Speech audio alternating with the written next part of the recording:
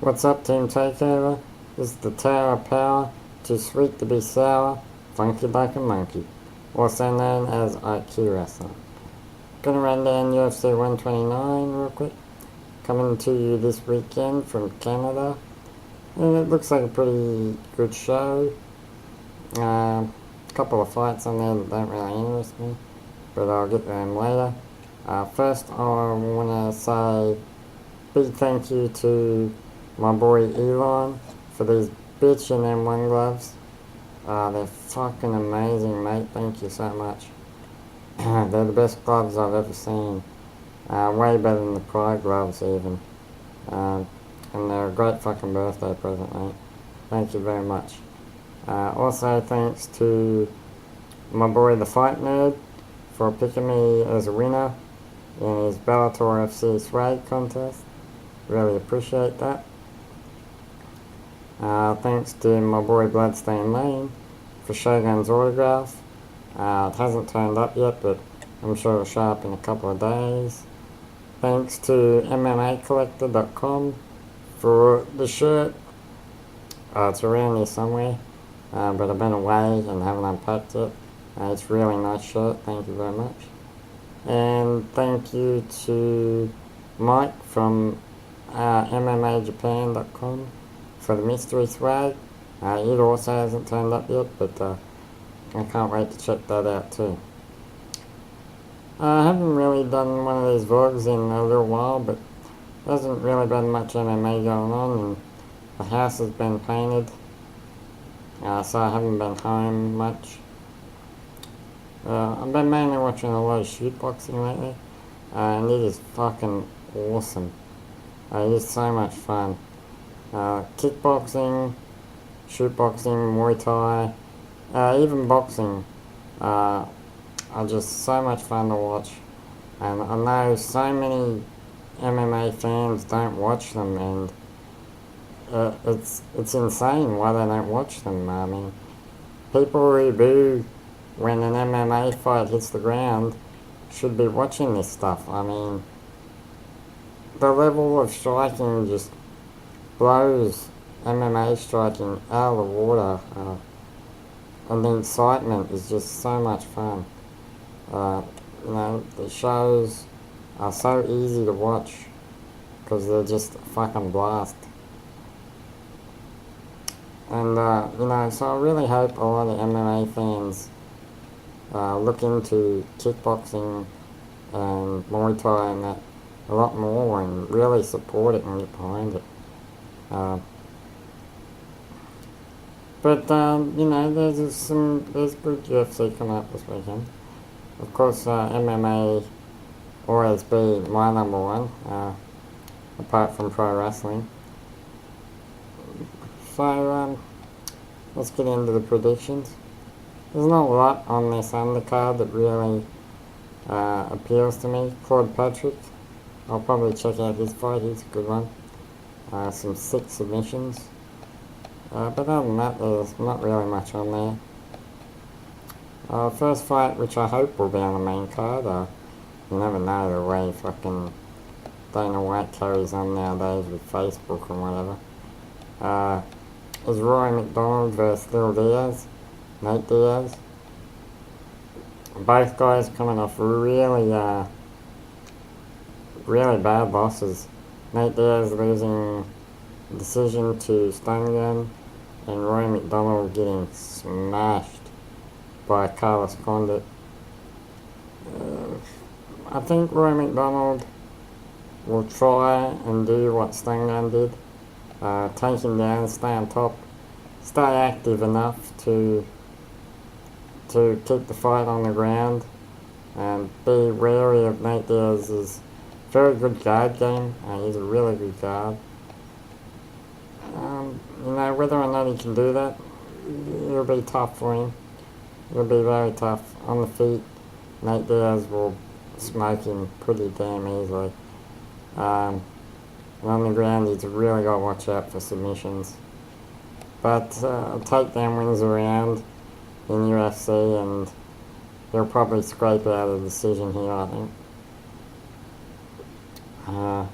Next fight is Vladimir Matyushenko versus Jason Brills. The janitor is fucking old school. Look up old school in the dictionary.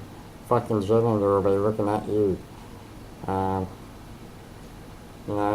Jason Brills looked really good in the fight with Lil Nog. Whether it was just Lil Nog having an off night or whatever, I don't know, but a lot of people thought Jason Brills won the fight with Lil Nog. I don't think he did, but it doesn't change the fact that he looked really, really good.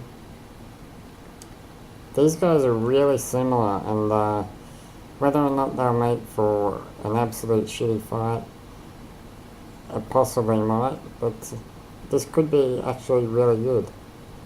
I'm wondering if the experience of Vladimir will be enough, because I think Jason Brills has him a slight edge in just about every area, and I think he might get a submission even on Vladdy. He almost tapped out Lil Nog with a nice guillotine choke. So I'm thinking he might get Vladdy here, but the crafty veteran could get the win, but it'll be very tough.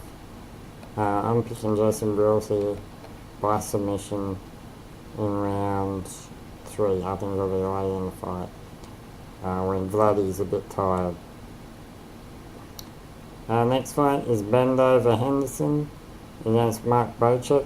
This is a good fight. This will be exciting for sure.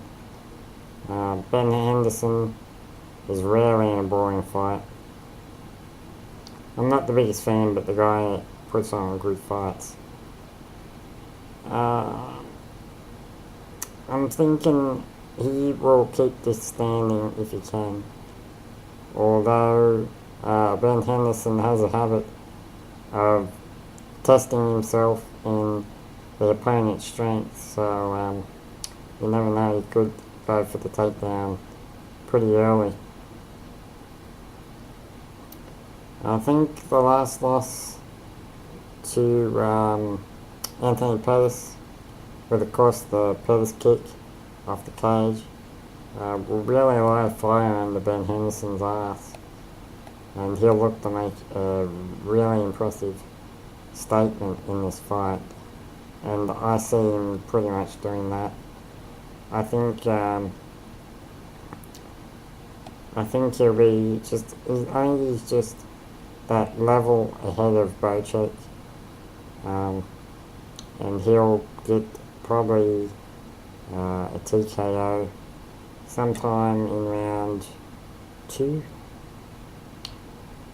and put himself back in that contender spot. Then we got Handy Couture against Lyoto Chester Cheetah. This is a really interesting fight for me.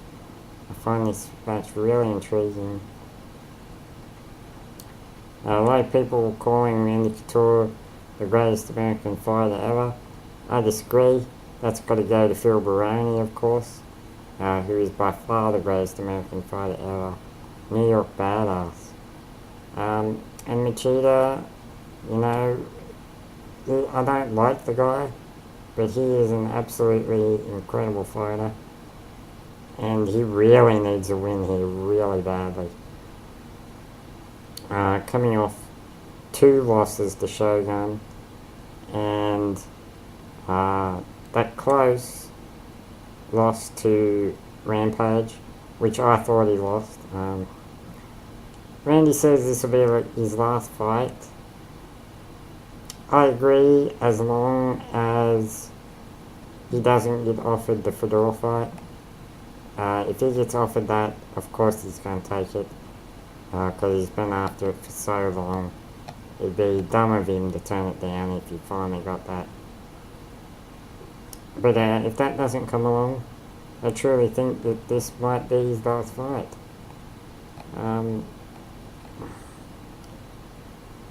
I've been umming and ahhing about who's going to win this. I know a lot of people don't like Randy Couture.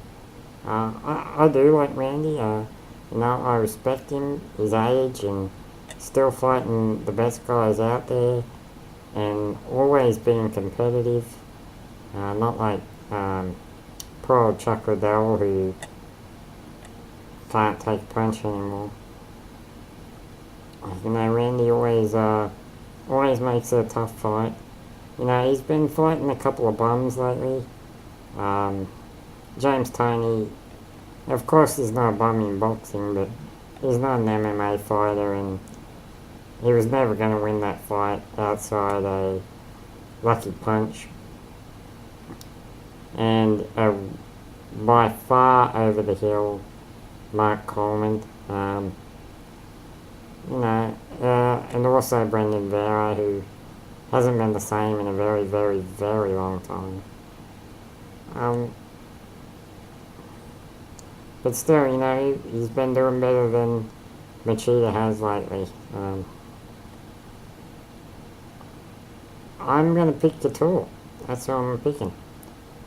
I could very well be wrong, and Machida could absolutely, positively knock Couture's head off. But I think Randy is going to pull out his classic wall and stall and cage fuck Machida for 3 rounds with ease. Everyone talks about Machida's elusiveness, standing, and he is very hard to hit.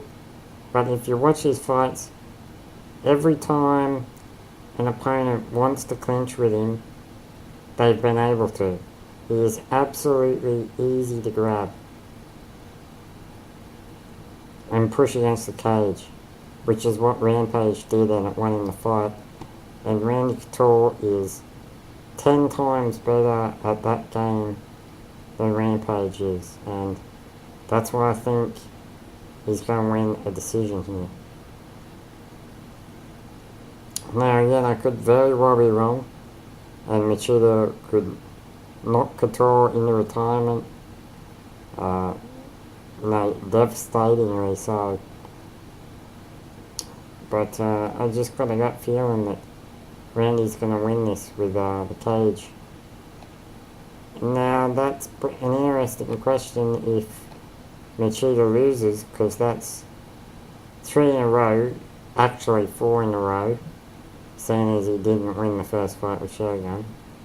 So does he get cut, or does he get another shot? I think he'll probably get another fight against probably someone pretty easy. I don't think...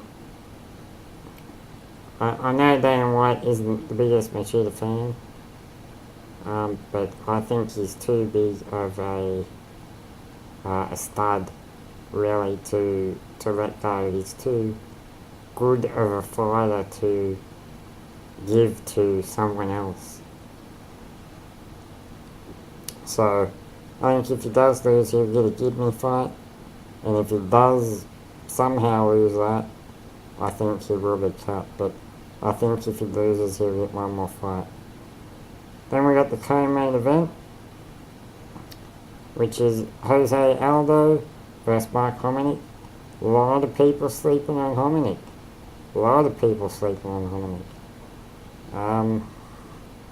Whether that's just they don't know who he is and how good he is, or if it's just they're really buying into the Jose Aldo hype. But I think Mark Hominick has a decent chance here. Much better chance than Manny Gamburian or any of those guys.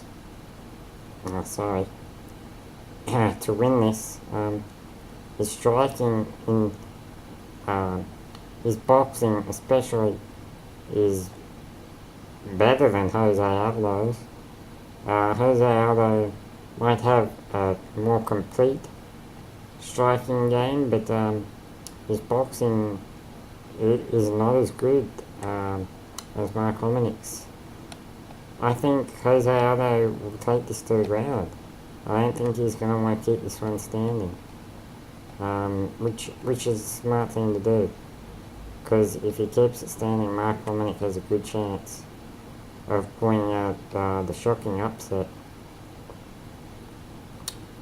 and winning the fight. If it goes to the ground, I think Jose will cruise to a pretty easy win. Jose has vicious ground and pound. We don't really see his submission game that often, and I'd love to get a peek at it. But this is a very tough one to call, in my opinion at least anyway. I'm going to go with Jose Aldo by ground and pound TKO. I don't think it'll be early. I'm going to pick round 3 or 4.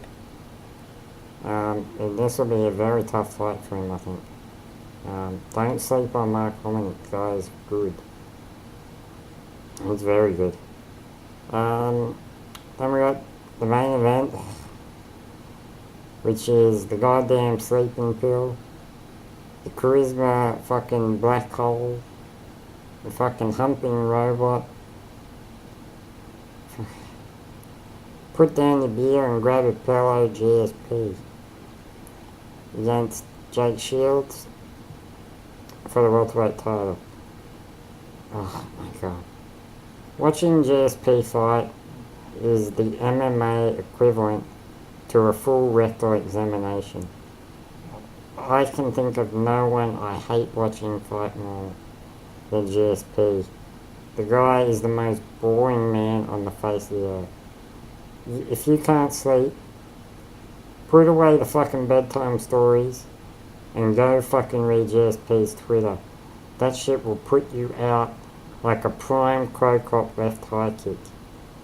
Dude is fucking boring. He's a boring motherfucker. I can't fucking stand him. Jake Shields gets criticised a little bit for being a lay and pray guy. You know, and sometimes he sort of straddles the line between a lay and pray guy and just a really technical ground guy. But I wouldn't really call him a lay and pray guy. He gets close sometimes, but I wouldn't call him a lay and pray guy. As for the fight, oh man. I'm hoping, like I always do, the GSP will lose, but it'll probably be a fucking another boring ass 5-round jab fest. Occasional Superman punch. You know, GSP won't want to take Jake Shields down. Even off his back, Jake Shields can win this fight. And if Jake Shields gets on top, GSP is going to be fucked. If Jake Shields is able to take GSP down over and over again, he is absolutely fucked. Whether or not he will be able to, that's a really tough question. If Jake Shields cuts his weight properly, and is prepared properly, he can absolutely beat anybody in welterweight. I mean, every time it looks like the guy should lose, he finds some way to win. Dan Henderson was supposed to smash him, and Dan Henderson got destroyed for 4 rounds. He won the first round, but then he got just his shit pushed in for 20 more minutes. Mayhem made it a close fight, but he lost as well. You know, everyone loses to Jake Shields, and he finds ways to win. And whether or not he will here, I don't think so. I'm going to go with the smart pick, which is, of course, the goddamn sleeping pill, GSP, by decision. What else? In a fight I am really, really not looking forward to.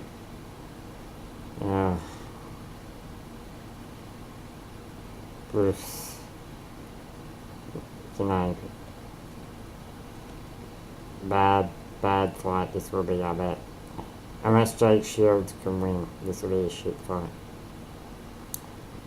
Alright, now that crap's over with, I'm going to talk about some real fights. Fucking M1 Challenge 25. Coming up on April 28th, American time. So I'll be like the 29th here. I don't know, time zones fuck with my hair a bit. And some fucking sick fights. As always by M1, these guys are the fucking best. They never ever bore me. Never. And this time looks like it will be no exception. Great guys like Maxim Grishin, Andrei Semenov's coming back after a long ass layoff against Luigi Fioravante. That'll be a kick-ass fight. Vinny Margalesh going up against Viktor Nemkov for the vacant light heavyweight title. That'll be a sick-ass fight. Vinny Margalesh, friend of Team Takeover, and sick-ass jiu-jitsu fighter. That'll be a really great fight. And the main event is fucking awesome. Shamil Zavarov is gonna go up against Yasube Enomoto for the welterweight title. Yasube is one of my absolute favourite prospects. He's coming off a loss against Kitaro in Sengoku solo fight, where he looked really bad. But nonetheless, this will be a tough fight for Zavarov, who is a fucking beast. He's like 13-1, and the one loss was a split decision, I think. So the guy is just beast. And it will be a really fucking epic war of this, I can feel it. Yasube coming in as a late replacement for slipped my mind.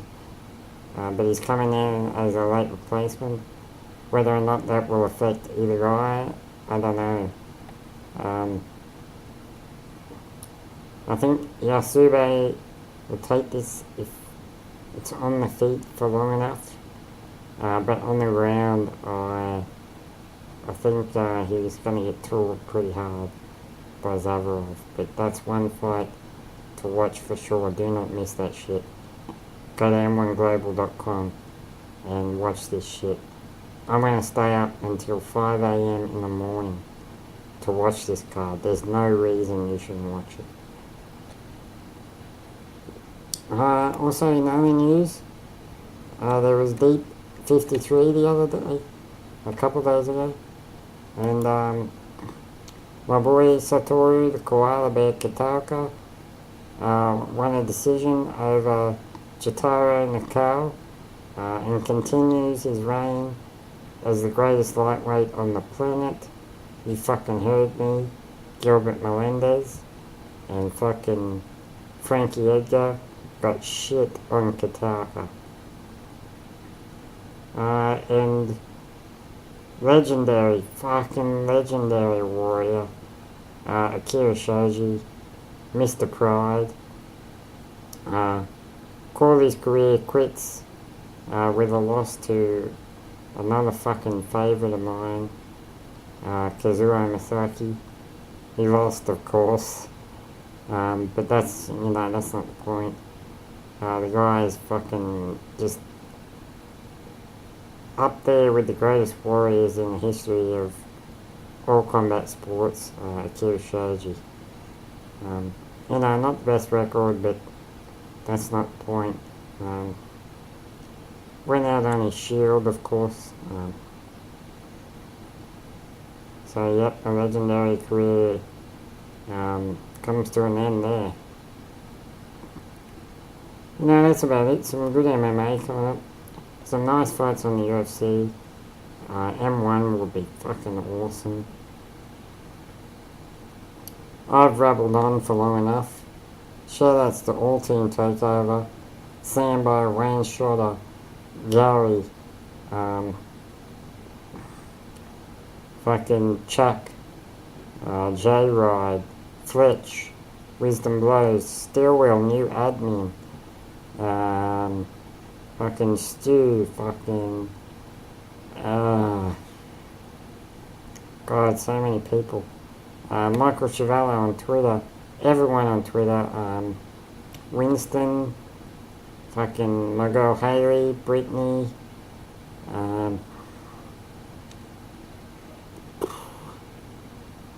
fucking everybody. I know I'm forgetting people, but just so many people. Thanks to everyone. Shoutouts to everyone.